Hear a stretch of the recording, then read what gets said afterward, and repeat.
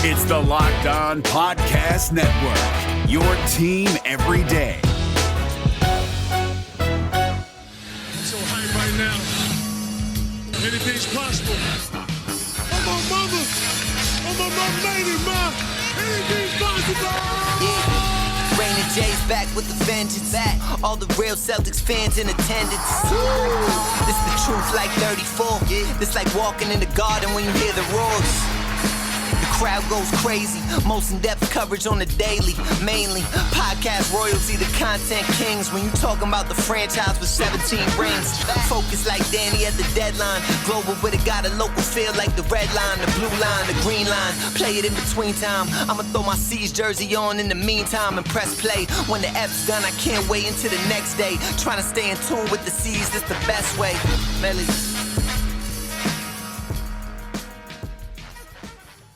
Hey there, welcome back to the Locked On Celtics podcast. Thank you for making this show part of your daily routine, whatever it is that you're doing right now, however you're listening to the show, watching the show on YouTube.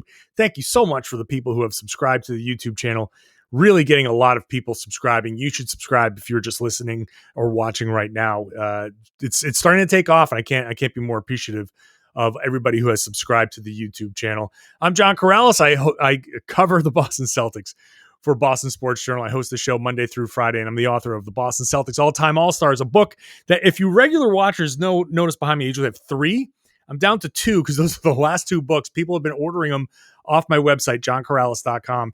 $30 for a signed copy. People have been getting them as gifts for Father's Day. I'm getting a new shipment in soon, but if you guys want to grab these last 2, go for it. I'll figure out a different way to decorate the background.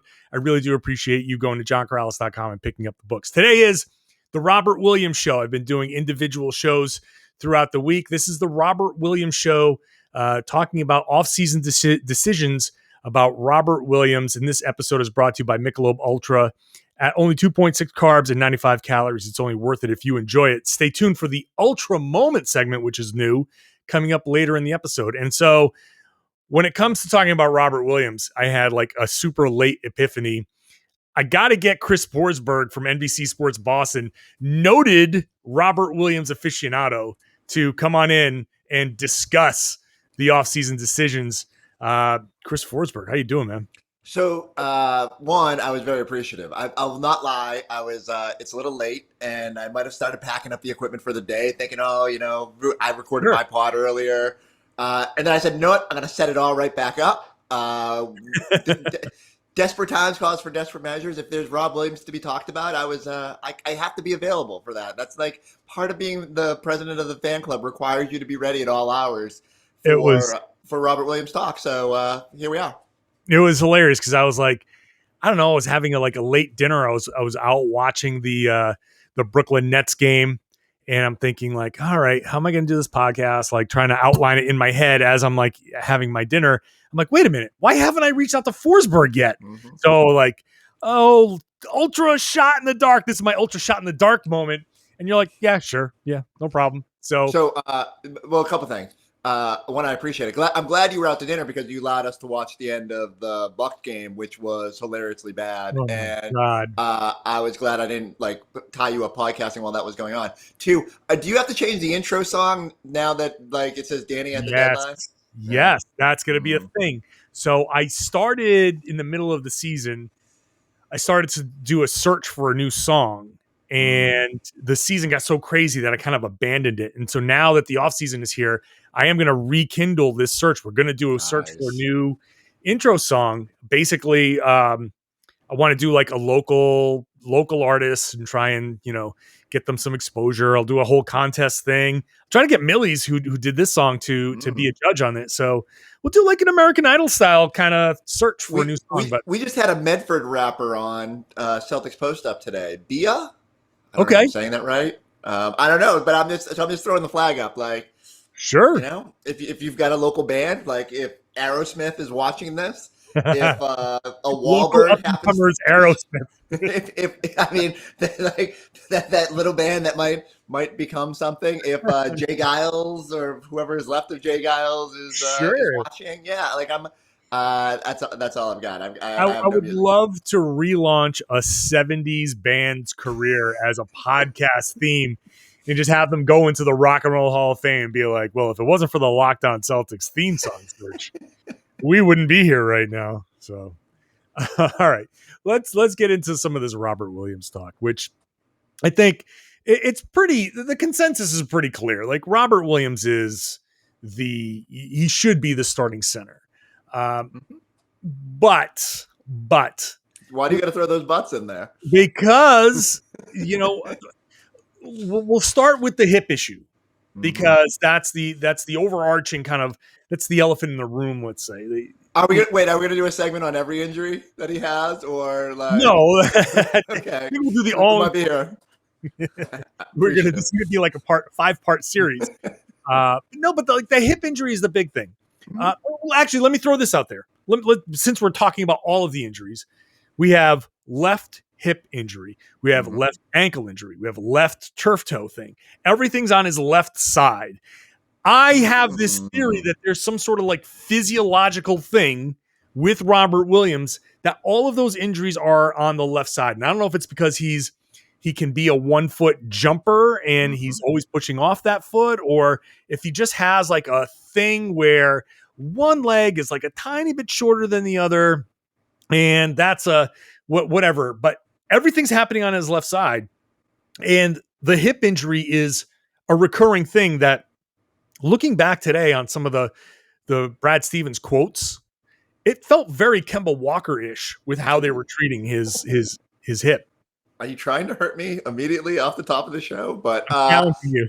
I never really noticed that. I don't know. My first thought was like compensation, and maybe he has like a right side issue that is causing him to lean too much on that left side. But irregardless, like just as you said, that's a concern. Like, in general, his health is a concern in every conversation that you start talking about, whether it's their ability to lean on him as the starting center, whether it's the extension that we'll get into. It all comes back to health, right? Like, you need to be able to lean on this guy, especially on a team that has been so ravaged by injuries for the better part of, let's see, what was 2009 in KG? So 12 years now. It feels like it's constantly comes back to injuries with even their most important players. So I can't like sit here and try and sugarcoat it. I will say this. I kind of go back to this. Like, the Celtics know more than we do, right? Or we think they know more than we do. So that gives them some at least difference of confidence than we might have trying to make this discussion, because they can say, oh, this hip, it's not a big deal. Like, and I think I've heard Brad Stevens try to explain it away a couple times, saying like, we're not worried long term. These are all like little things that have bubbled up. I don't know if I'm quite as bullish, because, when things continue to happen and the guy just can't stay healthy, it's always a concern. But yeah, I guess, in my overly optimistic world, I'd sit there and say, yeah, hopefully these are just freak things. Like, who gets turf toe? Who has a bum hip that keeps you out for 3 months? And, so hopefully but certainly it's part of the conversation. Yeah, look, I'm really not worried about the turf toe. That stuff happens, sprained ankles happen to everybody. Those things, they happen. The hip thing, as we're looking at and evaluating Robert Williams, it's the biggest concern that I have, because is he going to come back? Is it going to hinder him in the offseason? Because he has a lot of work to do to shore some things up, and he's made such strides without having much off-season work time, considering how the first 3 years of his career have gone. But he still has a lot of work to do, some strengthening stuff to do, all of that. And if he's at all hindered by this hip in the offseason, that hurts his development for the regular season. And if they have to worry about, we need a third center next year, like let's say they have, we got Tristan Thompson. Let's just pretend Tristan Thompson's going to be there all year. You got Robert Williams. Those are your two centers. Generally, you're pretty good with that. But if there's concern over that, then do you keep Luke Cornett, or you go find somebody else?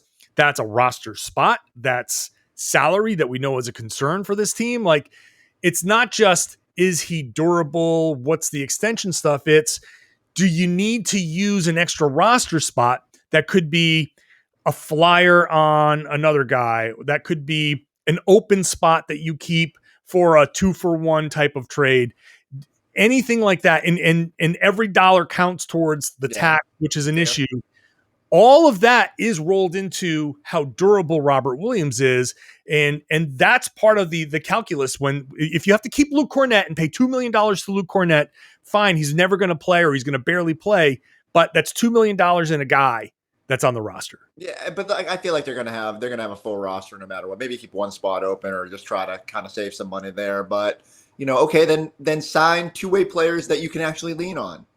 All right, the taco experiment has been fun, but like there's not a scenario in which Brad Stevens can consistently lean on Taco Fall without fear that there's either going to be matchups or the how much you can lean on him. It'd be nice if you had a Moses Brown you could throw in there and feel pretty comfortable getting production out of. So I think that comes back to me to a roster construction thing. I think the other thing I think is like I'm not sure Tristan Thompson's back. I feel like right? Like I mean, there's a world where it does happen. Like you're just so constrained that you either can't move that deal or whatever. You have to bring him back. But my assumption that I'm operating with is that the Celtics will have a 1B center who they can consistently lean on, who is probably a floor stretcher and plays somewhere between 24 minutes or 20 to 24 minutes when Rob's healthy, but can also play 30 to 34 minutes when Rob is not healthy, because you just have to plan for that in instances. And that's unfortunate, but that just might be part of the package with Rob, is you just need to have a backup plan until he can show you that full bill of health and maybe make you feel a little bit more confident that he can be upright for longer stretches. Well, that goes back into the point that I was making. Like, okay, let's say they trade Tristan Thompson, which I'm all for, but they bring in that 1B center. Forget about who it might be. That 1B center, like you said, might have to be a 1A center. And normally, under normal circumstances, Robert Williams is the starter. Like, I feel 1,000,000% sure that under normal circumstances, Robert Williams is your starter next year. You play him 34 minutes a game. That's great. That's going to be part of a really good team. But Brad Stevens, now in charge of the entire team, he knows better than anybody. What's he going to do? Does he trade Tristan Thompson? Does he keep Tristan Thompson? Does he add another center? I think a lot of the decisions that Brad Stevens makes this offseason are going to be so telling about things that we weren't sure about during the season. And this is going to be one of them, where how he structures his center rotation for whomever the new coach is going to be tells us a lot. Because if we hear that Tristan Thompson is not really available and trade discussions never materialized, and they bring in a third center that is like, wow, this guy might deserve some minutes, that tells me a lot about what they think about Robert Williams' durability, because we all know that they love him as a player. So that's just one more thing to watch for when it comes to Brad Stevens' decisions. Let's do this. Let's take a moment here. Let's take a break and go to one of our new segments, courtesy of Michelob Ultra. Michelob Ultra, it's only worth it if you enjoy it. And today we're going to enjoy this new segment called the Ultra Moment. And it could be, I have free reign with the Ultra Moment of whatever. Today we're talking about Robert Williams. We're going to go with our favorite, the Ultra Moment of the season from Robert Williams, or a play involving Robert Williams. Do you have one in mind, or do you want me to go first? All of them. Thank you. Yeah. I appreciate you letting me. Yes. I mean, it's hard not to like gravitate towards that playoff game against the Nets and the 9 blocks and all that. But there were other moments throughout the season that made me feel good about where Rob is at and his development. It's weird. I guess I get fixated on the numbers, but he's got a 5x5 game coming, and I don't know when it's going to happen. But if I had to pick individual moments, I'm trying to think. Unfortunately, his bad passes are the first one that jumped to mind. Some of those outlet transition passes where I'm like, Rob, what are we doing? And yet every hot potato moment in the backcourt where he gets a rebound and just dumps it off real quick without landing, and you're like, what? what I love is that he at least acknowledges it too, where he's like, I just like, it's my instinct to move the ball. And it's like, Rob, it's great. Like the complete opposite with the other center who gets an offensive rebound and never even looks at the wide open guy at the 3-point line. I appreciate your instinct to immediately move that ball. But yeah, like I think that unfortunately is that's not his ultra moment, but it reminds me that as good as Robert Williams has been, there's still like a whole bunch of areas that he can improve. So he'll have a lot more Mick Ultra moments moving forward. Totally. All right, I'm gonna make mine, and this might have been the Michelob Ultra moment of the season. Celtics Lakers, where Jason Tatum steals the ball and behind his back flips it down the court, and he flips it to Robert Williams, who's streaking down the court. And so it technically counts as a Robert Williams Michelob Ultra play, but it's really Jason Tatum's play. But they combined to make it that play. I like it. If I had to pick one from that Nets game, I would say the deterring Harden on the drive, which we all said, oh my God, ISO, and then blocking the step back. Like that was an absurd moment for Robert Williams. But like, yeah, in general, like I like that one too, because that was Jason Tatum being saucy. That was ridiculous. Yeah. I would have said like any 3-pointer that Robert Williams blocked on the perimeters is also like a great choice. And we know that every one of these plays has given us joy and happiness. And we know that it's only worth it if you enjoy it. We enjoy Robert Williams a lot. At only 2.6 carbs and 95 calories, joy creates success, and enjoyment isn't the end game. It's the whole game with Robert Williams. We're going to come back in a moment to continue the conversation with Chris Forsberg. Today on the road to the finals, our NBA playoffs coverage is brought to you by Michelob Ultra. Michelob Ultra sponsors basically everything with us now. It's only worth it if you enjoy it. 2.6 carbs, 95 calories. If you haven't heard, we can all enjoy the games a little bit more this season. And frankly, I'll bring Chris back in for this just because. How many Michelob Ultras did you need to enjoy the end of that Brooklyn-Milwaukee game? I'm on number 7 right now because good thing there's only 2.6 carbs or whatever, because that was, I mean, just everything about it was ridiculous. Like the fact that all of a sudden the Nets totally forgot how to play offense, that the Bucks too, that Kevin Durant was on the heater of all heaters, like this series is over, and that Bruce Brown pulls his Carlton moment and tries to win that game. Like what is happening in our world right now? And I'll selfishly admit, we're not supposed to obviously as journalists, we're not like rooting or whatever, but I was very bullish as the Nets were wiping the floor with the Celtics, that the Nets were going to win against the Bucks, and that, nothing about what the Bucks have shown me throughout the year, and it really the regular season didn't matter, but their playoff history suggested to me that I shouldn't be particularly bullish on what they could do. Because I've sat here for the past 2 years going, Bucks, they're great. And then, now this always happens. So I kind of just wanted the Nets to, as crazy as that sounds, like for someone who's from here to be like, oh, just go Nets. But like the Nets are really stinking good. And if you're if you're gonna win that series, just get it over with. Give me whatever's next. Like give me them against Embiid or whatever happens in that series. So infuriating end to that game. And like Bruce Brown should be like locked in a room and made watch that clip over and over again, such that he will always give the ball to Kevin Durant, who still almost put that game into overtime with a crazy 3-pointer. I think Bruce Brown had a few Michelob Ultras before those plays. That's right. shout out Boston guy, but that happens. Love you, buddy, but pass the ball to Kevin Durant. All right, let's continue the conversation on Robert Williams, who let's I want to talk about the good stuff here in this segment, because as I alluded to before, so I'm not counting the offseason between his rookie season and here and his between college and his rookie season. Because that's not, you don't really have a lot from the team. You don't know what to expect. He comes in his rookie year, that's 18-19. So the summer of 19 becomes his first real off season. We get a glimpse of him in summer league. We start to see a bunch of his passing. That's the first that I saw in that 19 summer league of his real passing ability. You were like, whoa, he's kind of slinging it out there. Then he comes in. His rookie year is like he should have spent a lot of time in the G League, but the Baines and Horford injuries kept him in Boston. Then he had the hip injury that cost him like 30 plus games. And so half his sophomore season is wiped out. Plus the pandemic hits. And then he's in the bubble. And then there's the quick turnaround. And now we had this season and all of the stuff that happened this season. The fact that he emerged as kind of like the consensus, yeah, he should be starting, to me is absolutely amazing.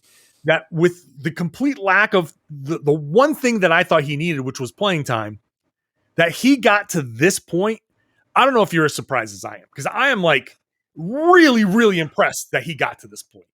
Yeah, I don't know. So, I mean, obviously, I'm totally biased here because I could see the glimpses and I wanted to see more of it. And I understood why we didn't always see it. And obviously, Brad's trust was a big thing. And, why anybody plays and not being available and then being there for, like you said, those injuries when he should have been in the G League, maybe being able to show what he could do more at that point. So it was a rough patch there. But, I do think it just hit a point even maybe midway through this year where it was like, man, every time he plays 20 minutes, they do like really good things happen, but he has so rarely hit 20 minutes that it was almost flabbergasting that it didn't happen more often. And so, like I can sit here and kill the Celtics that, was moving Tice the right move?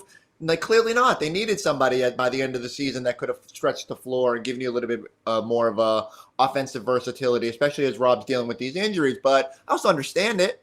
Like they needed to clear that playing time for him. They were committed to Tristan, and could they have swallowed hard on Tristan and maybe made a tougher decision there? And how would that have come? Like backlash from signing a guy and then moving him. I don't know. So like, there's all things you can second guess it in the aftermath. But I'm glad they committed to Rob. Like for me, it always comes back to this. There's a demarcation point where you have to just figure out what you've got. Like sometimes guys just don't play, they don't play, and then we get to the 2 months before their rookie extension eligible, and we're like, what are they?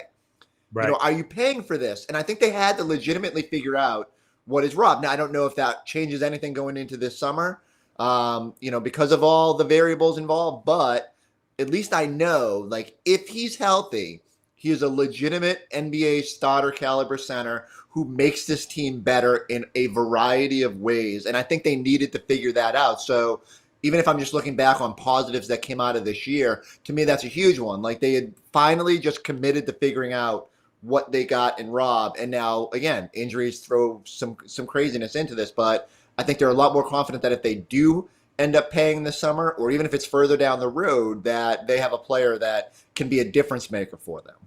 Yeah, and the thing about what Robert Williams became this year is he had shown like, all right, pick and roll hard. Everybody wants to throw him a lob. We know how that's going to go.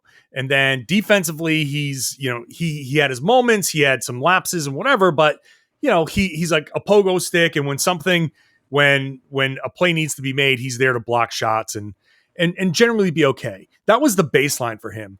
But then this season, he got out onto the perimeter offensively and was dribble handoffs. It was the handbacks. It was the really high pick and rolls and the passing out of that high post. And that level of, wow, we need to have Robert Williams out there, not because he only puts pressure on the defense while he rolls to the rim, but because when he runs the ball, when we run the ball through him in the high post, our guys can really start cutting hard and he's going to find them.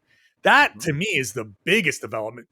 If he was just the roller, the dunker, the Clint Capella type, yep, that everybody wants to compare him to, like, okay, like that's nice.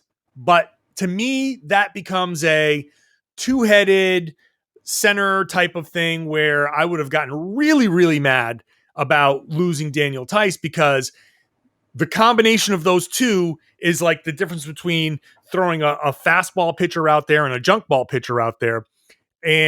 But now with this other development, it's to me unquestioned that you need Robert Williams out there as an offensive threat, because he, along with Marcus Smart, is your best passer. And you run the ball. If Marcus Smart and he are out there running pick and roll, it's not just him putting pressure on the rim. Marcus, you can actually run a pick and pop, and he's not really popping. But what he does is he pops out, and then a guy comes up from the corner. The guy who was spotting up in the corner, if it's like Jaylen Brown, now instead of him being a floor spacer, you pop it out to Robert Williams. Now you run a dribble handoff with Jaylen Brown. And that pick and pop becomes not the traditional he's a shooting threat. It becomes, oh shit, now there's another action that we've got to defend here. And that becomes super, super problematic and almost impossible to defend if they can get that working if he's out there.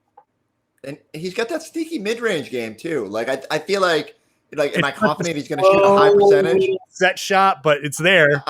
It's there. I'm telling you, if he's got space, which they're going to give him, until he starts making it consistently. So, but that's it. Like I can see the base for what he can be, and it just keeps evolving. At some point in his career, he'll shoot threes. I don't know when it'll happen, and it's not a priority right now. But they will eventually have Robert Williams shooting threes. That's just what they do. And so I don't know if it'll be. I have no idea if it's going to be a high percentage. If you told me 5 years ago that Aaron Baines was going to be a 40% 3-point shooter for this team, I would have started laughing at you. But these things happen. Right. And, with more time on the court, again, I don't think he's going to come back next year and have that in his arsenal, but I can see it down the road. So you just kind of, you know that the base is there. So much of watching this team in the post-Horford era was oh my God, they desperately need a guy in the high post who can facilitate. And nobody on their roster could do it except for Robert Williams. And so it's just so much of what he does is vital to what they do. And more importantly, let's not forget that Jason Tatum came out and said, my favorite guy to play with, and who are you trying to please moving forward? Jason Tatum. So for me, it comes down to there's a lot of arrows in the figure out how this works. And I don't know if you got to get him some bubble wrap for the off season and post game and all that, but let's figure out how to keep Robert Williams on the court. And, maybe you won't go through a 500 season. Right. Get him some of those hip exercises, something. All right. That's a great place to move on to the next segment, which will be what does Brad Stevens do with Robert Williams? And it can be anything from, letting him go in a deal. Sorry, we have to talk about that, Chris. To extend him right now, but we're going to talk about that in just a moment. Right now, I'm going to talk about BetOnline, who is another sponsor of this show, and the fastest and easiest way to bet on all your sports action. Whatever you want to bet on, you can bet on all of the basketball playoffs, international sports, anything. It's all available on BetOnline. Go and check out they got the latest sporting odds, your sign-up bonuses, contest information. Use your laptop, use your mobile device, and use the promo code Locked On. You're going to get a 50% welcome bonus whenever you sign up and make your first deposit. So if you sign up, use the promo code Locked On and make a $100 deposit, you'll get a 50% welcome bonus. So don't sit on the sidelines anymore. This is your chance to get in the game. BetOnline, your online sportsbook experts. Please gamble responsibly. If you win a few bucks on BetOnline, then you can head on over to Built Bar and stock up on the best tasting protein bar in the market. It's like a candy bar that's healthy for you. That's what they look like. Go on over to BuiltBar.com. You'll see it. It's all on the front page. And if you scroll over the different flavors like coconut or mint brownie or salted caramel, you'll see what the nutrition facts are because they're not going to hide anything. Generally, you're getting somewhere around 17, 18 grams of protein, somewhere between 130, 180 calories, and about 4 or 5 grams of sugar. It's very nutritious and delicious, and it fits into the keto diet if you're on a keto diet. If you've got nut allergies, they've got flavors that can accommodate those as well. They've also got a promo code LOCKED15 if you go on over to BuiltBar.com. They're also giving away coolers right now with your order, so hey, why not? Get one of those little personal coolers. With the promo code LOCKED15, you're going to get 15% off your next order at BuiltBar.com. Okay, we've talked about the worries with Robert Williams, and which is basically the injuries. We've sung his praises, and now it's time to play President of Basketball Operations Brad Stevens, bring Chris Forsberg from NBC Sports Boston back in. Hold on, can BetOnline AG get me some odds on Rob for all defense next year? Sure, yeah, I'll put a call in. Ask him for a friend. Yeah, we'll see what we can get on there. I'm sure after the season's over, we get some. I bet you can actually get some pretty good odds on that. You think you're feeling pretty good about that, huh? Did you see the way the Nets were like deterred from going to the basket whenever Rob Williams is in there? It's not only just the blocking shots 100%. Thing. Yeah. So I will say I'm so upset that they didn't have Jalen and they didn't have Rob in that series.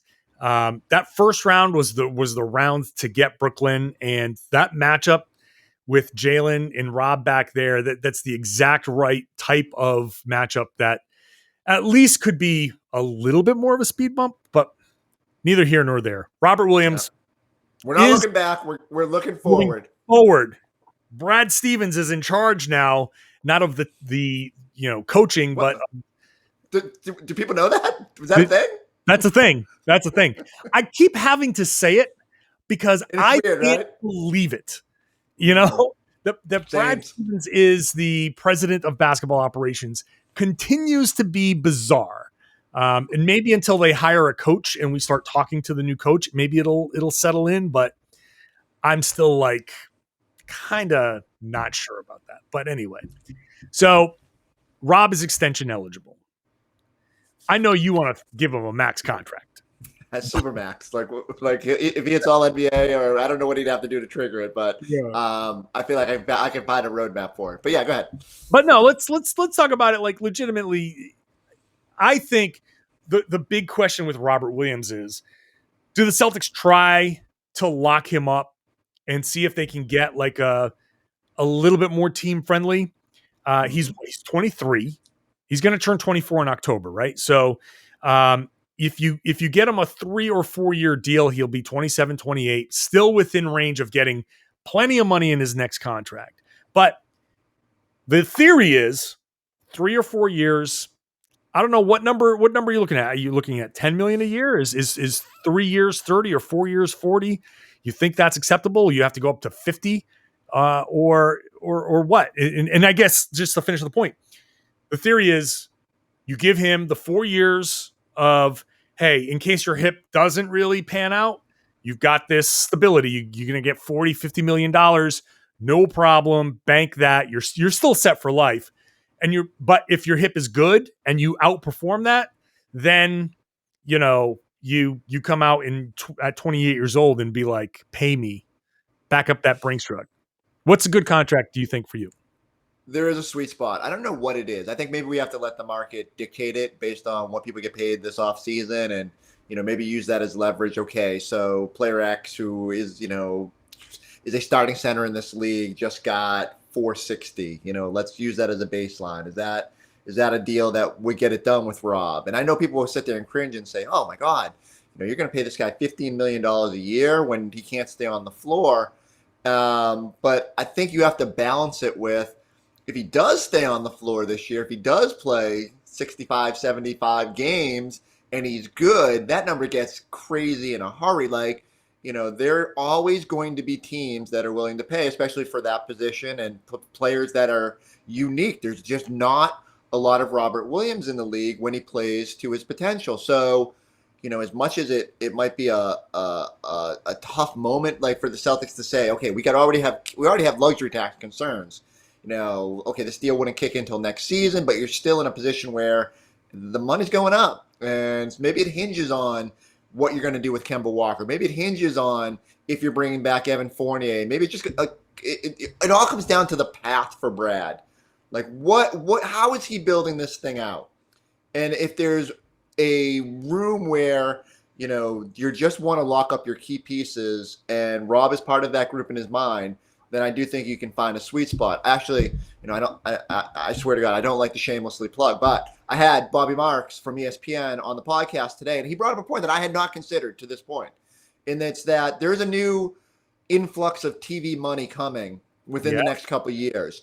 And the cap, which is obviously stagnant right now, coming out of the pandemic and just really it's going to explode at some point. And we go through this every couple of years where Marcus Smart signs for $458 or whatever that deal was. We go, it's a lot of money for Marcus Smart. And then we get here in year 4 and we're like, holy shit, Marcus Smart is making $14 million a year. What a deal. And he's their best tradable asset. And so there's a world where maybe it's an overspend now to keep Robert Williams, but like long term, it could be pennies on the dollar based on what percentage of the cap it accounts for. And you're already got Jaylen Brown on a sweetheart of a deal. If Jason Tatum doesn't make All NBA, all of a sudden that's a little bit more digestible. So now if you can get Rob, like as much as we're sitting here saying how are they going to skirt, all these luxury tax issues they've got right now with this roster, there is a world where it gets a little easier moving forward, especially as Kemba comes off the book. So for me, like, and again, I'm biased, like I'm prefacing everything in this conversation, I'm probably more likely to splurge to get that asset at what I think is, might not seem like a great number right now, but I think will be down the road, because if all of a sudden he has a good year and you're north of Clint Capella money, then it gets really tough to build this thing up. Yeah. That TV deal has been in the back of my mind since I first heard about it.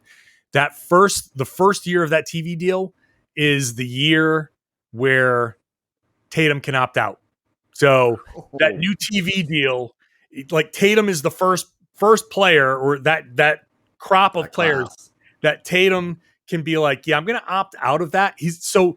I'm just letting everybody know, just a side note, it's 1,000,000% guaranteed that Tatum is going to opt out of that last year, because he's going to be renegotiating against that new salary cap. So get ready for $50 million a year, Jason Tatum, like to start. That he might be the first like $300 million player in the league. But aside from that, the reason why I do think that that's a big deal is, and I say this 1,000,000 times on this podcast, very easy for me to spend Wyc Grousbeck's money. But in a few years, that salary cap is going to explode. And yeah, you're going to be spending that money, but also that is a 50-50 split between the players and the owners. And so the Celtics ownership group has to understand, like, in a few years, we're going to be getting a whole lot of money. This year, there's all this talk about what they're willing to pay in taxes. And again, easy for me to spend his money, but okay, maybe you pay a little bit more in taxes now, but that in 3 or 4 years, whatever that year is, year one of that new deal is going to be, you're going to get that money back and plenty more. So I say the Celtics should just suck it up. And maybe that means you don't even have to deal Kemba. And who knows? The Bleacher Report says that he wants out or whatever. I don't know how that's going to play out. Can we just put that to bed? Like, I don't know what that is. It's over-caffeinated speculation where people are trying to connect dots, and it's like, the Celtics have a Kemba problem. There's no one doubts that. But is that the point where they need a divorce? Like, come on. Like, and the Celtics would be foolish to move Kemba Walker in a situation where they'd have to pay either draft capital or take on a really onerous contract. Like, their best bet is to be patient with Kemba, and it makes me want to scream and yell at my TV when now I've had to deal with 2 days of trade him to the Knicks, and I'm like, what Knicks trade do we have that makes any sense? So like I can understand some of the deals that are thrown out there. I've thrown out a couple myself that don't return exactly the right return for Kemba, but could still get a useful player and blah blah blah and save him money. But point is, you already have Kemba Walker. He's still good. Like, he's still good. People do not want to admit that he's still good. New coach, Brad moves upstairs. Very easy for them to be like, hey, you know what now, Kemba? You're a sixth man. Like, we're moving Fournier into the starting lineup, or we're moving maybe Aaron Nesmith or Romeo Langford come in, whatever. If you can keep Kemba and bring back Fournier and extend Robert Williams, which would not even take effect into next year, would take effect the year after, then just go for it. Just go for it. It doesn't affect you. It's not like by bringing Kemba back, you can't sign a free agent. Like, you can't sign a free agent anyway. It has no impact on who you can bring in and who you don't bring in. You still have that $11 million traded player exception that you can trade for somebody to bring them in. Why not just go for the depth and just go for it? And if Tatum comes back as an MVP candidate and Jaylen Brown comes back as an all-star starter level, then you're good. But anyway, But the other thing is go for it. And if you're not in the mix, then trade deadline's there. You can figure it out. Like that's not a decision that has to be made right now. Right. So, like I know patience is tough for all of us involved. Like I understand the fan base gets rowdy, but like I just think sometimes you have to understand the way this works, and it's not as easy as let's just go trade them for someone else's damaged goods. Right. So just to wrap up the Robert Williams things, I think that extending him. What's your number? What's your number you're comfortable with? If you were Robert. If we want to go long term and say 4 years, and we could even make the fourth year like a player option. Bad business, but yeah. No, bad business, sure. But like I'm a terrible GM. So I admit that I'm a terrible GM. But okay, so let's take the player option out. If you want 4 years, we'll give you, I don't know, what's that? 40. I can go up to 50 for 4 years. I think that's a good number. If you want to go 3, maybe you can bump it up a little bit and say 3 for, what is that? 40, 45 or 40, whatever that, somewhere in that range. 15. Okay. Somewhere in that range. Like I think I can go as high as 15, but 15 is, if I'm Brad Stevens, 15 is I'm not 100% sure about your hip, but I feel good about your hip. Just work on this. And I feel comfortable that you're going to get through the season, knowing that maybe we'll have to sit you from time to time. If it's lower than that, if it's like 10 or 12, it'll be like, look, I'm not 100% sold on your hip.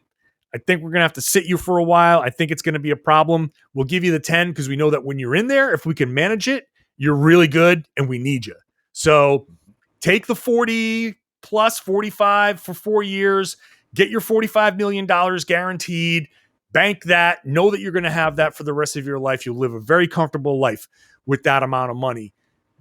And then if things go better for you than you think, then in 4 years, you're going to be 28 years old, break the bank, get your $20 million a year and have fun with that money, but that's in that range is about where I think I'd settle. The question is, do we think Robert Williams would go for it? Yeah, I don't know. Like I thought, my instinct was to say his agent Kevin Bradbury would be like, nah, like we'll just ride this thing out because you could probably get the low end money like that. You're talking about at $10 million, you're talking about mid level money, and there's going to be an ample amount of teams or like non taxpayer teams that can pay that. Yeah. So maybe it then becomes like, where are you willing to give a little bit? So you brought up the player option, which I hate because invariably they put you in tough spots and it's bad business to have them. And our friend Danger Card Heads explodes every time the Celtics do one because it invariably has come back to bite them. But yes. But, if that's okay, if you can get them at 3 years, $15, $16 million, but you have to give them that fourth year option, but you don't have to go all of a sudden up to 18 or whatever, then I consider it. And again, I know that number is going to sound prohibitive, but I think if you went through and looked at what NBA starter caliber centers make, you're going to be paying high. Like, look what the deal Clint Capella got. And so, look at the deal that John Collins is going to get. Like, look at all the sort of comps that we default to with the way that he plays. And I think you're going to see it's going to get prohibitive. So, but I am willing to budge a little bit that there is a sweet spot there. And so I don't know, it comes down to, that's a hard conversation that Rob and his agent have to have is like, what number are you okay with? Like, you might be sacrificing a good chunk of money, but you also might be this hip. Like, dude, we got to think about this. So I just think in the Danny Ainge era, there wasn't a lot of extensions, and there was certainly not any that didn't involve what we would consider max caliber players, Rondo, Jalen, Jason, all that. But this is a situation where they have to think about it. And I know these don't happen often, but it's a unique circumstance in its own. The team is in a unique position. And so once they figure everything else out, the other way I put it for people, because I get a lot of pushback immediately, and I get it. But would you rather spend, if the money goes up to $16, $18 million, would you rather put that into Evan Fournier, who just got roasted in the Nets series defensively? Mm-hmm. Okay, that's the Nets. They do that to everybody. But, you can find shooting. And it's a premium. You pick out the Celtics were devoid of size and shooting. but I'd rather put that resource to a guy who could be a surefire part of this core for the next 5-8 years than necessarily the 28-year-old, where we've seen what happens as they start to hit 30 and go to the other side. So just all part of the balancing act. And like, God bless you, Brad Stevens, because man, do you like a challenge? Like, I'm going to go be GM in one of the worst possible situations while trying to undo this shoelace knot that Danny Ainge has left me with this roster. But yeah, I can't wait to see what he does. Good luck with that. Although you know what he could do, Robert Williams, player coach. that would be amazing. Let's just wrap it up with this. I don't see any scenario where he's traded unless it's part of a bigger deal for a super, right? Like, but it could be like, I can't like, they don't have a lot of assets. Like, what are they moving? Every time someone says like, make this huge deal, I say, who are you giving up? And they say Jalen. I don't think they're trading Jalen. If you find a deal that you have to get off Kemba Walker's money, you're going to give up something. You don't have a lot of draft assets left. So like invariably you cannot, if you say we traded Robert Williams to get off Kemba Walker's money, my head would explode. Yeah, I know, right? But that would also, I guess you could probably take that as they probably have no faith in his hip being healthy. Right. That would be the only explanation, where they were like, he's going to fall apart. We'll send him the medicals. Maybe they won't see that he's going to fall apart. This is our chance to get off him. It's going to suck. But that's the only explanation. But I cannot, no way. Like, if you're giving up a player to get off of Kemba's money, it's got to be like Romeo or Neesmith or somebody that's like on that cusp of, we don't know what he's going to be, and you will give you a guy that you can maybe try to pull the promise out of him, but no way do you give up Robert Williams. It's just too important to what these guys are going to do. No matter who the coach is, you're still getting a passer like that out of the high post is way too valuable in the NBA. No matter what system they're running, they're going to need that. So yeah. Unfortunately, the Celtics have never had a scenario where they've traded someone with a hip issue and have it come back to bite them. So. And on that note, we're wrapping up the show. Love you, Rob. Get healthy. All right. Thanks, Chris Forsberg, NBC Sports Boston. Always appreciate it. We put out like the Robert Williams signal and have you come calling. You always answer too. I appreciate that. I love that about you. I'm trying to think what the Rob symbol would be. He needs like a logo. What would it be? I can't think of anything off the top of my head. I mean, I know what it should be, like a silhouette of a clock or like with a crown on it or something like that. Yeah. That could work. I'll get. I don't know if Rob has a shoe deal. I mean, he should. Probably not the best time. Like if whoever has his shoe deal should probably work on turf, toe, and ankle support. But yeah, like they need to get cracking on that. Like Jason Tatum's got his logo now. Kemba's got obviously his all Air Jordan stuff. Sure. Aaron Neesmith has his New Balance stuff. So yeah. So get on it. Shoe endorsement. Maybe call up Rolex. Make it. I know, right? Somebody make a logo for the Time Lord. All right. Thanks, Chris. I have an entire off season to work on this stuff. All right. We'll talk to you again soon. All right. Chris Forsberg from NBC Sports Boston. Really appreciate him joining the show. Thanks for listening, everybody. If you're a new subscriber or if you're a new listener, be sure to subscribe. Subscribe to the YouTube channel. That's great. I would love for you to do that. And thanks for listening. Share the podcast. Tell your friends that they should be listening to the Locked On Celtics podcast here on the Locked On Podcast Network.